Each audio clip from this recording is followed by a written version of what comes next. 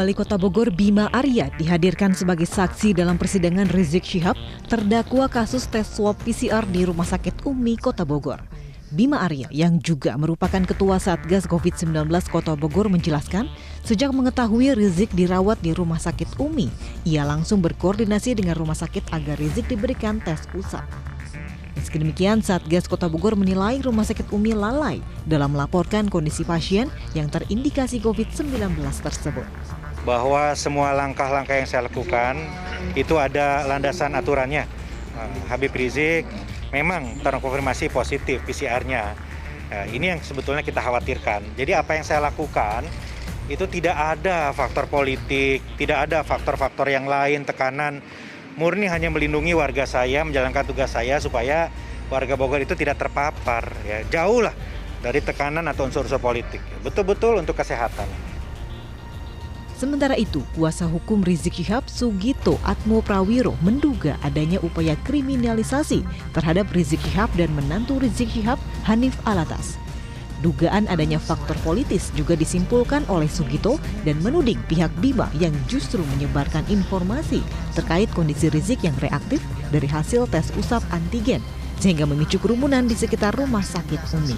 Tadi juga dipertanyakan mengenai masalah sebenarnya beliau tahu dari mana.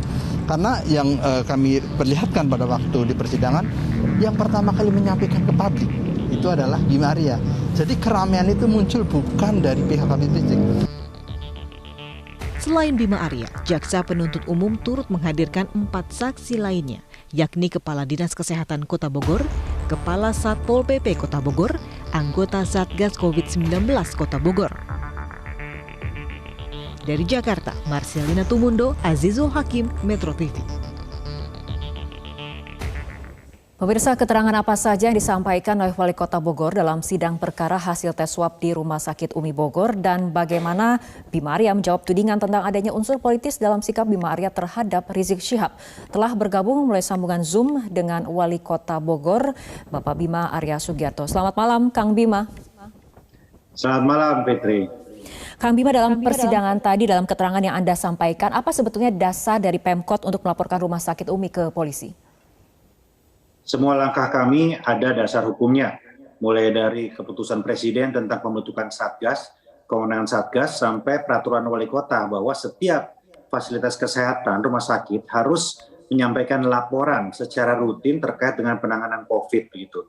Yang kami waktu itu fokuskan adalah Rumah Sakit Umi yang tidak kooperatif, tidak menyampaikan data-data yang kami perlukan.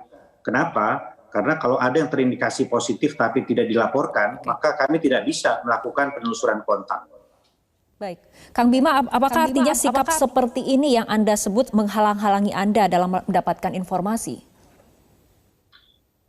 Buktinya adalah bahwa kemudian saya disampaikan data-data ketika Habib Rizik masuk ke Rumah Sakit Umi, sudah terkonfirmasi positif melalui tes swab antigen, dan ada data-data kesehatan yang menunjukkan indikasi COVID.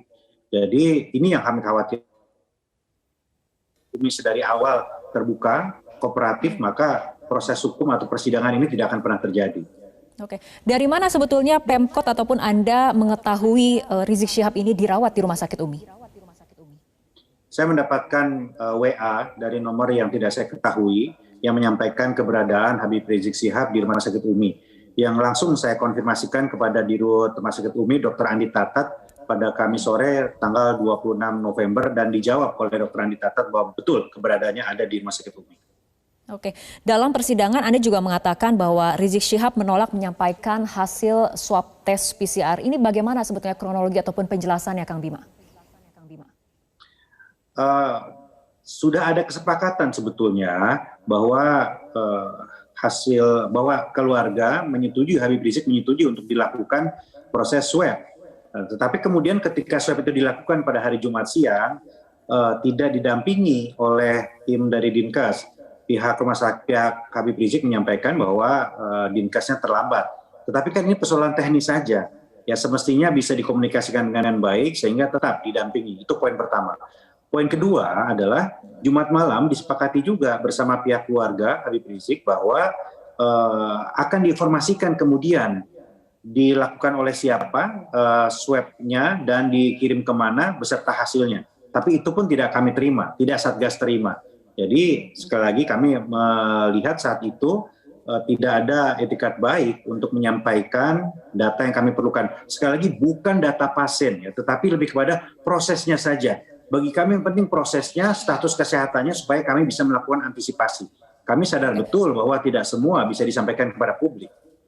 Oke, Kang Bima, artinya pada saat pelaksanaan tes swab itu, apakah ini dilakukan di lingkup rumah sakit atau atas pengetahuan dari Satgas ataupun mungkin Dinkes atau Rumah Sakit Umi sendiri? Dirut Rumah Sakit Umi sendiri menyampaikan kepada saya bahwa pelaksanaan swab itu di luar sepengetahuan beliau. Ya, ini yang kami lihat sesuatu hal yang kurang baik.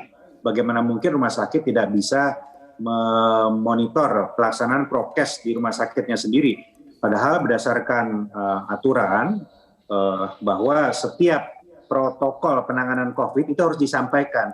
Kami, Satgas COVID, menerima laporan update per hari, status probable, possible, kemudian terkonfirmasi, suspek, semuanya. Jadi yang belum positif pun baru diduga, itu dilaporkan statusnya. Jadi bagi kami yang penting adalah laporan tentang tahapan proses yang sudah dijalankan untuk mengantisipasi terjadinya penularan melalui kontak erat. Oke, apabila kita kembali pada suasana sidang siang tadi, Kang Bima, dalam sidang ini sempat terjadi perdebatan tentang keterangan Anda mengenai kondisi dari Rizik Syihab sendiri. Apa sebetulnya yang terjadi pada saat itu dan kemudian kenapa sempat terjadi perdebatan dan juga apa alasan Anda memberikan keterangan tersebut dalam BAP? Saya tidak bisa dengar suara Anda. Baik, Kang Bima, saya akan ulangi kembali pertanyaan saya. Dalam sidang tadi sempat terjadi perdebatan, terutama terkait keterangan Anda yang menyatakan Rizik Syihab berbohong tentang statusnya. Pada saat Anda memberikan keterangan di BAP, apa sebetulnya dasar dari pernyataan Anda itu, Kang Bima? Saya ditanya oleh penyidik di Barreskrim. Ya.